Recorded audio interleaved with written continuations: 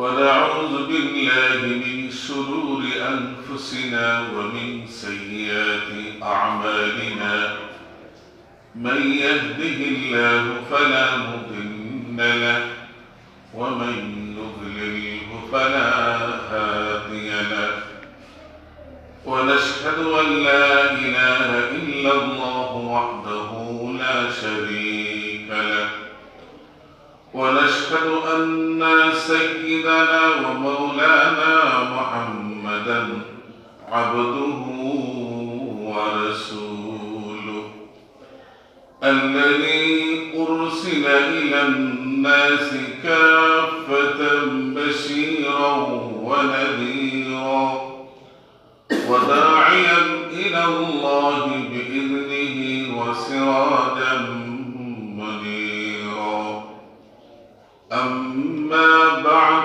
فقد قال الله تبارك وتعالى في كلامه المجيد أعوذ بالله من الشيطان الرجيم بسم الله الرحمن الرحيم حافظوا على الصلوات والصلاة الوسطى وقوموا لله قانتين بارك الله لنا ولكم في القرآن العظيم ونفعنا وإياكم بالآيات والذكر الحكيم صلى الله على سيدنا ومولانا محمد وعلى آله وأصحابه وبارك وسلم بلغ العلا بكماله كشف الدجى بجماله حسنت جميع خصاله صلوا عليه وآله محمد نے آکر کفر کو مٹایا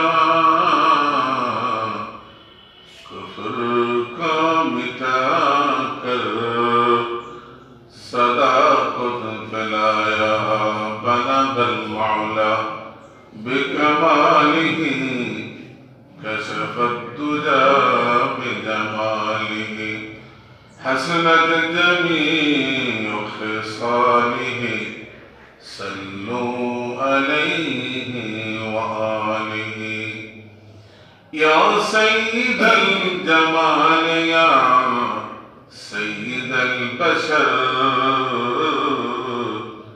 من وجهك المنير لقد نور القمر بلغ العلا بكماله كشف الدجى بجماله حسنت جميع خصاله صلوا عليه وآله لا إله إلا الله لا إله إلا الله لا إله إلا الله لا إله إلا الله محمد رسول الله صلى الله عليه وسلم معزز مكرم সম্মানিত হাজিরিন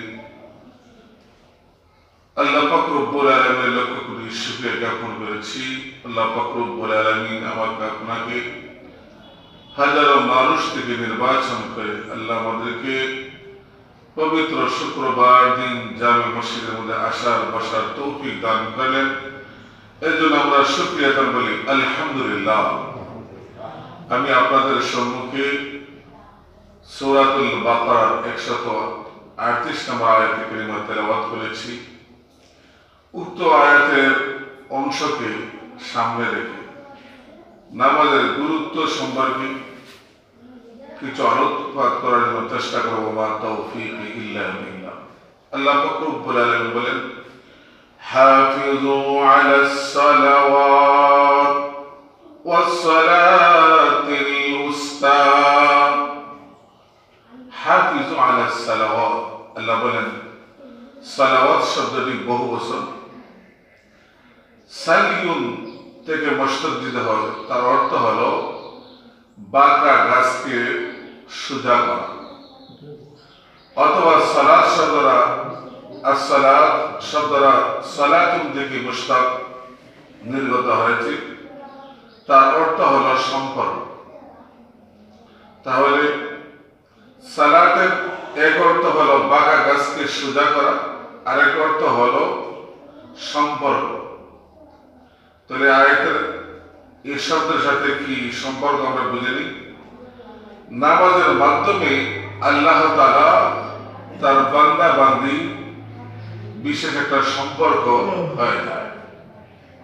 এই হিসাবে নামাজকে সালাত বলা হয়। অথবা নামাজের মাধ্যমে মানুষ সমস্ত অশ্লীল গর্হিত সমস্ত বেহায়াপনা অশ্লীলপনা এই কাজ থেকে মানুষ বেঁচে থাকে।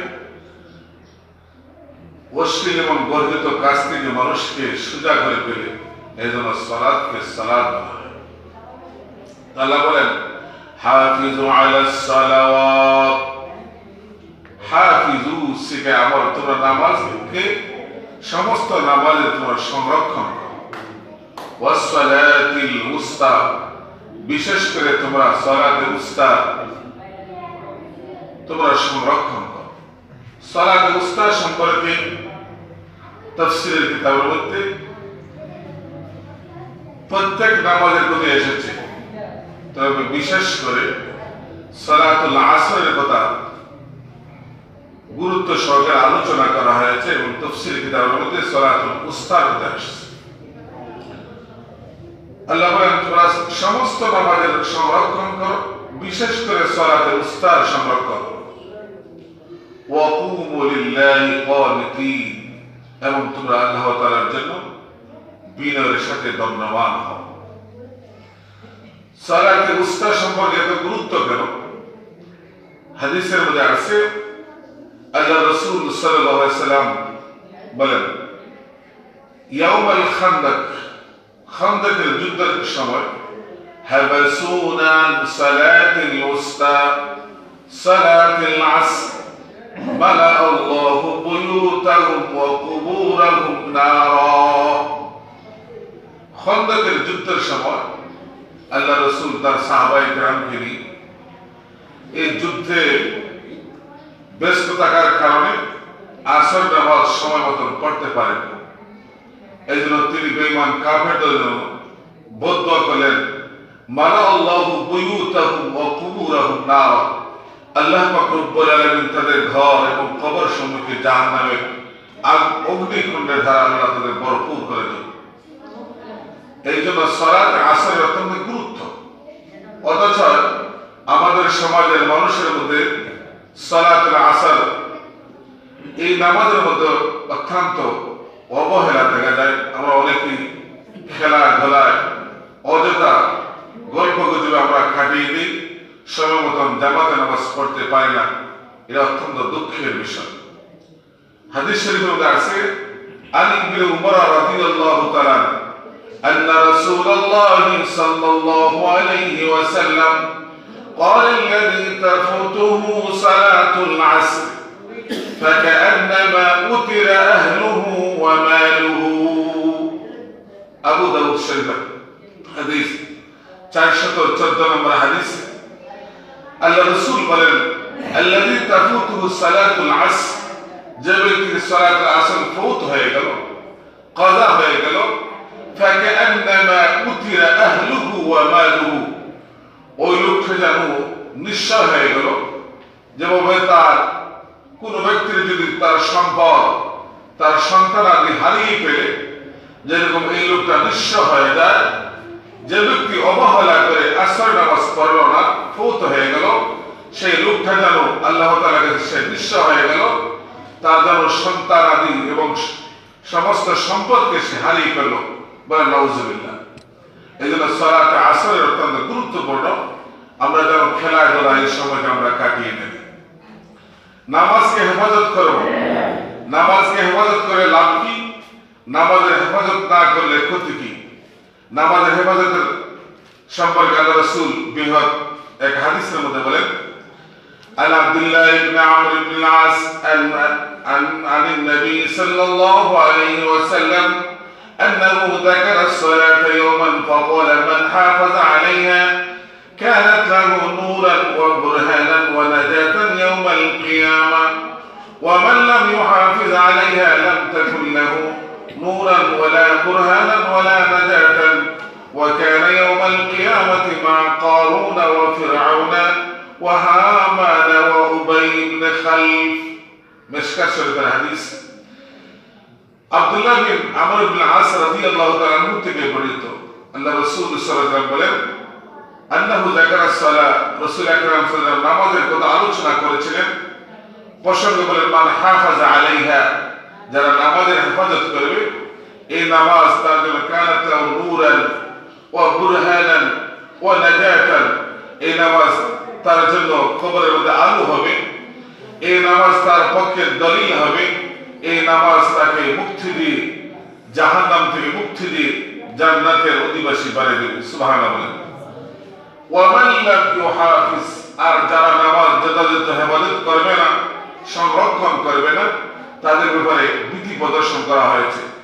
লাম তাকুন লাহু নূরান ওয়ালা বুরহানান ওয়ালা নাজাতান ওয়া কানা ইয়াউমাল কিয়ামাতি মা কারুন। এদের হাসর নাসর হবে কারুনের সাথে, এদের হাসর নাসর হবে ফিরআউনের সাথে, এদের হাসর নাসর হবে হামানের সাথে, এদের হাসর নাসর হবে উবাই ইবনে খালফের বড় বড় বেঈমান কাফেরদের সাথে তাদের হাসর নাসর হবে। সকলের আওয়াজ দিয়ে বলেন নাউজুবিল্লাহ। তাহলে যারা নামাজের হেফাজত করবে না, এদের হাসর নাসর হবে কারুনের ফিরআউনের সাথে, কারুনের সাথে, হামানের সাথে, উবাই ইবনে খালফের সাথে। অর্থাৎ মুহাদ্দিসিনে কেরাম এভাবে তাওজীহ করেছেন যে মানুষ সাধারণত নামাজকে চার কারণে, কেউ রাজ্য পরিচালনার দায়িত্ব থেকে নামাজকে অবহেলা করে, এদের হাসর নাসর হবে ফেরাউনের সাথে। ফেরাউন হচ্ছে সে রাষ্ট্রপ্রধান ছিল, রাষ্ট্র পরিচালনা করেছিল, আল্লাহ তাআলাকে মানে নাই, আল্লাহ তাআলাকে অস্বীকার করেছে, এমনকি সে নিজে আলা রাব্বুকুমুল আ'লা স্বীকার করেছে। এজন্য আল্লাহ পাক রব্বুল আলামিন যারা রাষ্ট্র পরিচালনার দায়িত্ব থেকে যারা নামাজের সংরক্ষণ করবে না, আল্লাহ তাদেরকে বেঈমান কাফের ফেরাউনের সাথে তাদের হাসর নাসর করবেন, বলেন নাউজুবিল্লাহ। আর যারা নামাজের মধ্যে অবহেলা করবেন, নামাজের মধ্যে অবহেলা অনেকে আছে, আমরা অবহেলা করি যে অন্যের অধীনস্থ হওয়ার কারণে, হুজুর নামাজ পড়তে পারেন, আমি তো চাকরি করি, অমুকের দোকানে থাকি, আমার মালিক আমাকে নামাজ পড়তে দেয় না। হুজুর ঈদের সময় এসব মানুষ খুব মার্কেটের মধ্যে ভরপুর থাকে, যে কারণে আমি মসজিদে যাওয়ার সুযোগ পাই না। শুনে রাখুন, এই কারণে যদি অন্যের অধীনস্থ হওয়ার কারণে যদি আপনি নামাজ ছেড়ে দেন, তাহলে আপনার হাসর নাসর হবে হামানের সাথে। সে অধীনস্থ ছিল ফেরাউনের। সাবধান, আপনি হামানের সাথে যদি জাহান্নাম থেকে বাঁচতে হয়, অন্য অধীনস্থ থেকে নামাজকে সংরক্ষণ করতে হবে। আপনার মালিককে বোঝাতে হবে, আমাকে নামাজের সুযোগ দিতে হবে। আপনি যখন দোকানে অথবা কারো চাকরিতে জয়েন করবেন, আগে বলে দিবেন যে আমি চাকরিতে জয়েন হতে পারে, আমার শর্ত আছে, আমাকে নামাজ পড়ার সুযোগ দিতে হবে। যদি নামাজ পড়ার সুযোগ না দেয়, এই দোকানদারের তার চাকরি করার প্রয়োজন নেই। আওয়াজ দিয়ে বলেন ঠিক না? আরেক দল মানুষ আছে কৃষি কাজে লিপ্ত থাকে, সারাদিন কৃষি কাজ করে, হুজুর কৃষি কাজে লিপ্ত থাকে, হুজুর ধান কাটি এবং আবার ফসল উৎপাদন করার জন্য চাষাবাদ করি, এই কারণে আমরা হুজুর নামাজের মধ্যে যেতে পারি না।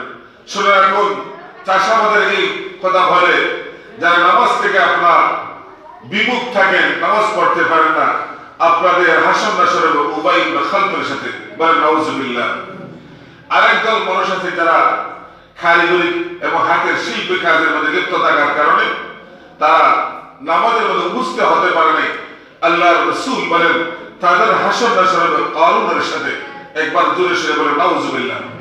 সুতরাং নামাজের যারা হেফাজত করবে, সংরক্ষণ করবে, তাদের হাসান নাসর হবে মা, তাদের হাসান নাসর হবে আনআমা আল্লাহু আলাইহিম মিনান নাবিয়্যিনা ওয়াস-সিদ্দীকিনা ওয়াশ-শুহাদাই ওয়া হাসুনা উলাইকা রাফিকা।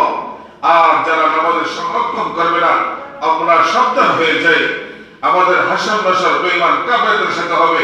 এগুলো থেকে অবশ্যই আমাকে বাঁচতে হবে। কাল কিয়ামতের ময়দানে একদল মানুষ ফুল সিরাতের পুল পার হয়ে যাইবে, আর তাদের চেহারাগুলো সূর্যের মতন আলোকিত হতে থাকবে। ফেরেশতারা জিজ্ঞাসা করবে, হে আল্লাহর বান্দা, তোমার চেহারা এত সুন্দর কেন, এত আলোকিত কেন? তখন তারা জবাব বলবে, দুনিয়ার জগতে আমরা অনেক কাজই করতাম, আমরা অনেক ইবাদত বন্দেগী করতাম, তবে নামাজকে অত্যন্ত গুরুত্ব দিতাম। ওয়াক্ত হওয়ার আগেই আমি মসজিদের মধ্যে পৌঁছে যেতাম। এই জন্য আল্লাহ রাব্বুল আলামিন আমার চেহারাকে আল্লাহ সূর্যের মতন আলোকিত করে দিয়েছেন। সুবহানাল্লাহ। আরেক দল মানুষের চেহারা হবে 14 তারিখের চাঁদের মতন উজ্জ্বল হবে। ফেরেশতারা জিজ্ঞাসা করবেন, হে আল্লাহর বান্দা, তোমার চেহারা এত সুন্দর হলো, ব্যাপারটা কি? তখন আল্লাহর বান্দারা বলবে, হে ফেরেশতারা, তোমার সাক্ষী থাকো, দুনিয়ার জগতে আমরা অনেক ইবাদত বন্দেগী করতাম, দুনিয়ার কাজকর্ম করতাম, তবে নামাজকে অত্যন্ত গুরুত্ব দিতাম। মুয়াজ্জিন সাহেব যখন আযান দিতেন, আযান দেওয়ার পূর্বেই আমরা মসজিদের মধ্যে ঢুকে পড়তাম। আরেক দল মানুষের চেহারা হবে তারকার মতো উজ্জ্বল। তাদেরকে ফেরেশতারা বলবেন, আপনাদের চেহারা তো সুন্দর কেন? তখন তারা বলবে, আমরা আযান শোনার পরে দুনিয়া আর কোনো কাজকর্ম করতাম না, আমরা নামাজের জন্য প্রস্তুতি হয়ে যেতাম, আমরা নামাজের মধ্যে চলে যেতাম। এই জন্য আল্লাহ পাক রব্বুল আলামিন আমাদের চেহারাকে তারকার মতো উজ্জ্বল করে দিয়েছেন। আমার পাড়ার ভাইয়া, আপনি বলুন, নামাজের মধ্যে আগে আসলাম আসেন না নাই? আমরা শুক্রবারে অনেক সময় আমরা খুব গাফলাতি করি। আল্লাহর কসম করে বলি, আযান দেওয়ার পরে দুনিয়াবি কাজ করা শুক্রবার দিন কাজ করা মাকরুহ। এমনকি আপনার ঘরের মধ্যে কোরআন শরীফ তেলাওয়াত করবে না, বরং আযান পড়ার সঙ্গে সঙ্গে জুমার দিকে আপনার রওনা দিতে হবে। আমরা অনেকে আছি খুব নামাজের ফরজ নামাজের আগে পুরো শ্রোতায় শরীক হই। নামাজের যারা যথাযথভাবে হেফাজত করবে, কাল কিয়ামতের ময়দানে আমাদের চেহারা সূর্যের মতো হোক, আমাদের চেহারা 14 তারিখের মতো হোক, আমাদের চেহারা তারকার মতো উজ্জ্বল হোক, আমরা সকলে চাই কি চাই না? যদি চাই, অবশ্যই নামাজের ওয়াক্তকে গুরুত্ব দিতে হবে, আসতে হবে। নামাজের ওয়াক্তের আগে চলে আসবো, অথবা আযান ছিল অবশ্যই চলে আসবো। আর যদি নামাজের হেফাজত যদি করেন না, তার ভয়াবহ সম্মুখে বলেছি, আমাদের পরিণাম ভালো হবে না। বিশেষ করে আমরা আসরের নামাজের গুরুত্ব দিব, আসরের সময় আমরা খুব অবহেলা করি। আল্লাহ পাক রব্বুল আলামিন আমাকে আপনাকে আসরের নামাজ সহ প্রত্যেকটি নামাজের ওয়াক্ত এবং গুরুত্ব সহকারে আল্লাহ আমাদের আদায় করার তৌফিক দান করুন। সকলে আমিন বলি। এবং জামাতের নামাজ পড়ার জন্য বেশি গুরুত্ব দিব। জামাতের নামাজ পড়লে হাদিসের মধ্যে আছে, আল্লাহ রাসূল সাল্লাল্লাহু আলাইহি ওয়াসাল্লাম বলেন, যারা জামাতের সাথে নামাজের গুরুত্ব সহকারে আদায় করবে, তাদেরকে 27 গুণ সওয়াব বেশি দেওয়া হবে। সুবহানাল্লাহ। এই জন্য আমরা ঘরে বসে পাইব 1 গুণ, মসজিদের মধ্যে আসলে আমরা 27 গুণ সওয়াব পাইব। অবশ্যই আমরা নামাজকে জামাতের সাথে আদায় করার জন্য চেষ্টা করব, ইনশাআল্লাহ।